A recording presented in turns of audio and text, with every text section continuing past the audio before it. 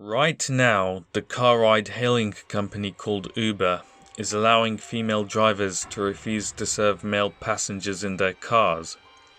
It says so in this article that Uber in Australia are launching their new Women Rider Preference feature on their app, and this will enable female drivers to only accept rides from women.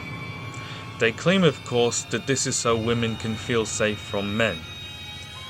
Now, can you imagine if Uber was saying white drivers need to feel safe from black people, therefore white drivers can refuse to serve black passengers? There would be a massive uproar against this, and rightly so.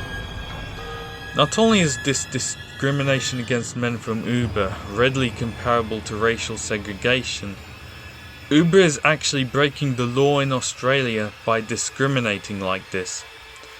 Anti-discrimination laws in Australia say that you can't refuse service to people due to their race, sexual orientation, disability, and gender identity.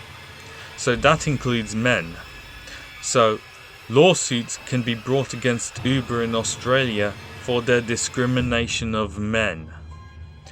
People know instinctively that allowing whites to refuse black passengers, or non-Muslims to refuse Muslim passengers, or even straights to refuse gay passengers, is deeply wrong and hateful and should never be allowed.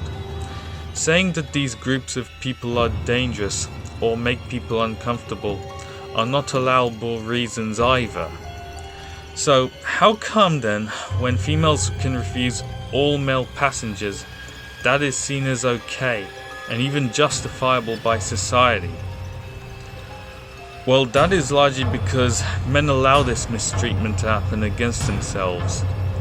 Men don't demand to be treated like equal citizens by their societies. This has to change now. This is actually why I speak to you here and make this video. Men need to stop being passive and start shouting. Men need to start taking action against this.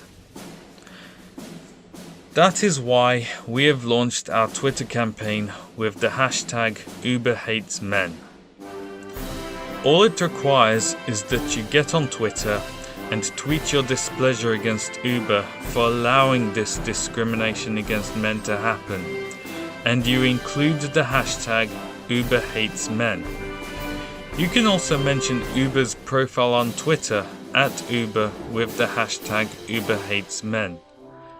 Just tweet against Uber with the hashtag #UberHatesMen. Do this at least once per day.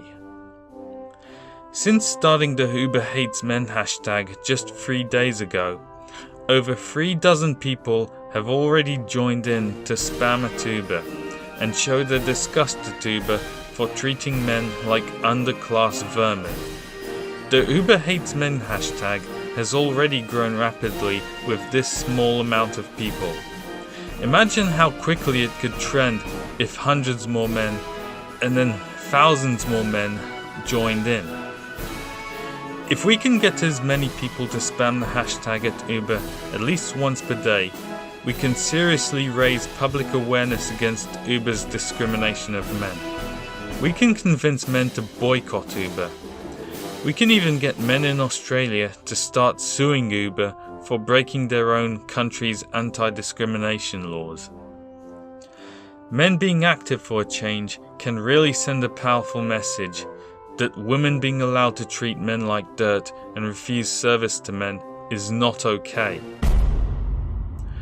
Remember, if we don't oppose Uber doing this in Australia, this treatment will only get worse for all male people around the world. Don't believe me? Uber's policy in Australia was actually already imported from Saudi Arabia, where Uber actually first launched the feature only for Saudi Arabia then, letting female drivers avoid taking male passengers back in 2019. This policy will only get imported into more and more countries.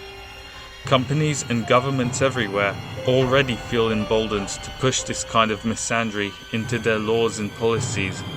Just recently, the car breakdown company DAA now admits openly to prioritizing women over men on roadsides, the British Transport Police have now jailed men for looking at women. Buses in India raise men's fares to pay for giving women free travel. This is the level we have reached now of societies becoming gendered caste systems as opposed to equal societies for everyone.